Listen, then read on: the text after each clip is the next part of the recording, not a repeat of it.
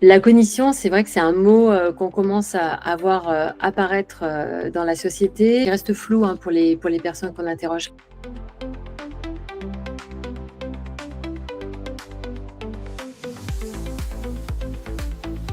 La cognition, elle fait référence à des mécanismes qui sont internes et qui sont constitutifs de la pensée et de l'action. On parle donc d'un mécanisme, complexe de traitement de l'information qui, va nous permettre, l'acquisition de connaissances, leur maintien, leur utilisation, leur transmission. Les grandes fonctions, cognitives de l'être humain sont la mémoire, l'attention, les fonctions langagières, les fonctions exécutives qui regroupent tout un tas d'autres fonctions comme le raisonnement, le calcul, l'inhibition, le contrôle cognitif, et cetera.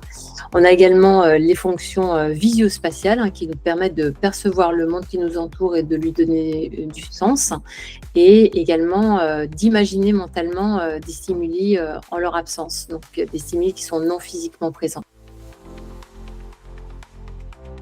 Comme la cognition, fait référence à des mécanismes internes, c'est vrai que c'est difficile à apprécier. Donc on parle de potentiel cognitif, parce qu'on peut faire, des mesures des capacités cognitives, des grandes fonctions cognitives et puis se dire qu'éventuellement dans telle ou telle situation, la personne, pourra, exprimer, ses capacités, cognitives. Donc ça reste un potentiel, puisqu'il faut encore des conditions qui soient, favorables pour l'expression de ce potentiel.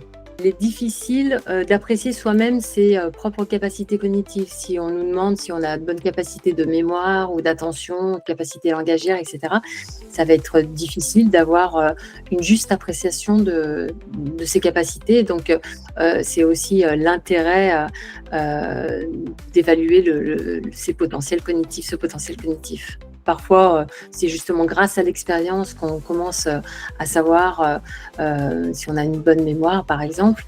Et donc toute cette connaissance de cette cognition, c'est la métacognition, hein. La métacognition, c'est vraiment la connaissance de son propre fonctionnement cognitif et des facteurs qui peuvent, modifier, moduler, ce fonctionnement cognitif.